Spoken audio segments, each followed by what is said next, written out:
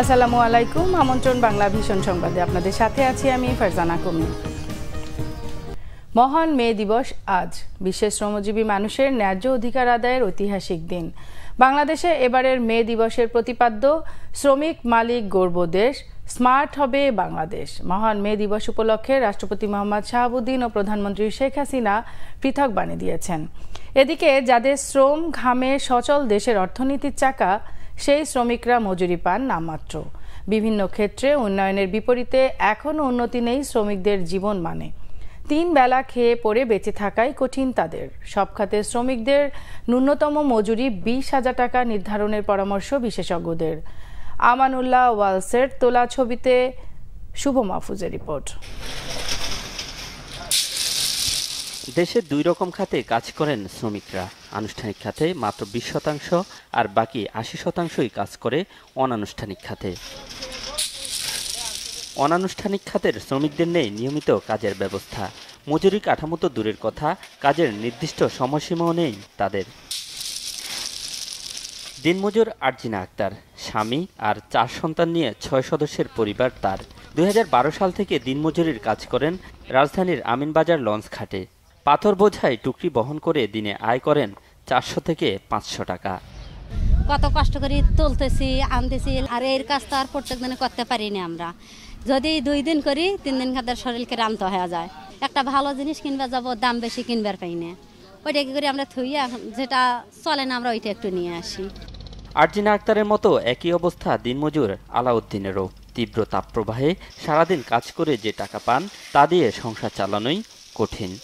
3টে মেয়ে একটা ছেলে, খাবো কি?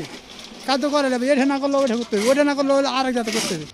বর্তমান উচ্চ মূল্যের বাজারে অনানুষ্ঠানিক খাতের শ্রমিকদের আয়ের সাথে ব্যয়ের তফাৎ বিস্তর। ভোর 4টার দিকে আসি এনে, আবার আসর আজান দিলে বাদ দিই কাম।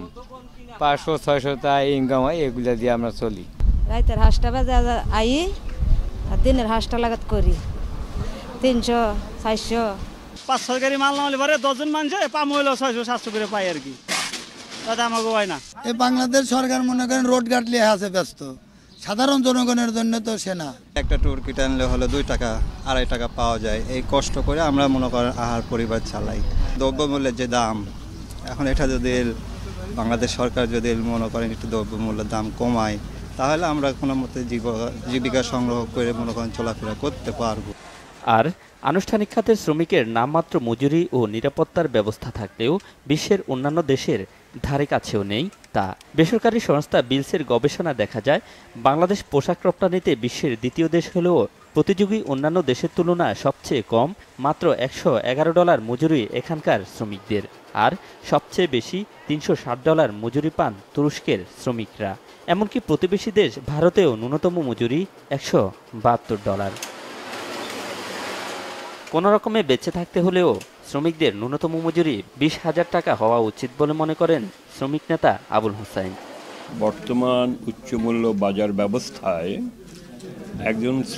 একটা শ্রমিক পরিবারে 12,000 টাকা কিছুই হয় না। সরকারের কাছে দাবি করেছি একটি জাতীয় ন্যূনতম মজুরি ঘোষণা করার জন্য, যার নিচে আর কেউ দিতে পারবে না। সেটা হচ্ছে 20,000 টাকা। অর্থনীতিবিদ অধ্যাপক ডক্টর মুস্তাফিজুর রহমান মনে করেন, দেশের আর্থসামাজিক উন্নয়ন হলেও বেড়েছে বৈষম্য, উন্নতি হয়নি শ্রমিকদের জীবনমানের।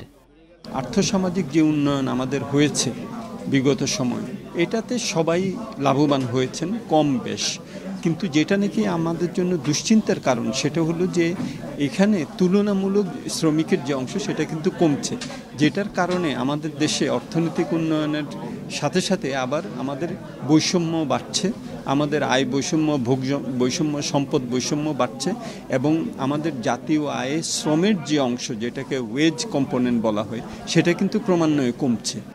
দেশের অর্থনীতির অন্যতম চালিকা শক্তি শ্রমিকদের সুরক্ষা দিতে সরকারকে যথাযথ ব্যবস্থা নেওয়ার তাগিদ দিলেন এই অর্থনীতিবিদ। কারখানাগুলোতে যদি আমরা শ্রমিকদের জন্য রেশনিং দিতে পারি। শুভ মাহফুজ, বাংলা ভিশন, ঢাকা। কুমিল্লা বিশ্ববিদ্যালয় অনির্দিষ্টকালের জন্য বন্ধ ঘোষণা করেছে বিশ্ববিদ্যালয় প্রশাসন। মঙ্গলবার সন্ধ্যায় সিন্ডিকেট সভায় এ সিদ্ধান্ত নেওয়া হয়। বিশ্ববিদ্যালয়ের ভারপ্রাপ্ত রেজিস্ট্রার আমিরুল হক চৌধুরী স্বাক্ষরিত এক বিজ্ঞপ্তিতে এ তথ্য জানানো হয়েছে। এতে বলা হয়েছে, উদ্ভূত পরিস্থিতির কারণে পরবর্তী নির্দেশ না দেয়া পর্যন্ত বিশ্ববিদ্যালয়ের সব একাডেমিক ও প্রশাসনিক কার্যক্রম বন্ধ থাকবে। তবে শুধু জিএসটি গুচ্ছভুক্ত পরীক্ষা সংক্রান্ত সব কার্যক্রম চলমান থাকবে। এছাড়া শিক্ষার্থীদের আজ বিকেল 4টার মধ্যে হল ছাড়ার নির্দেশ দেওয়া হয়েছে। শিক্ষক সমিতির দাবিগুলো পর্যালোচনার জন্য নিরপেক্ষ কমিটি গঠন সহ সিন্ডিকেটে 4টি সিদ্ধান্ত নেওয়া হয় বলেও জানানো হয় বিজ্ঞপ্তিতে। এই ছিল এখনকার মতো। পরের সংবাদ বেলা 12টায় দেখার আমন্ত্রণ রইল। এছাড়া বাংলা ভিশন সংবাদ ও সংবাদ সংশ্লিষ্ট অনুষ্ঠান দেখতে ভিজিট করুন www.bvnews24.com ও facebook.com/banglavisionnews এবং সাবস্ক্রাইব করুন youtube.com/banglavisionnews। তখন সাথে থাকার জন্য ধন্যবাদ সবাইকে।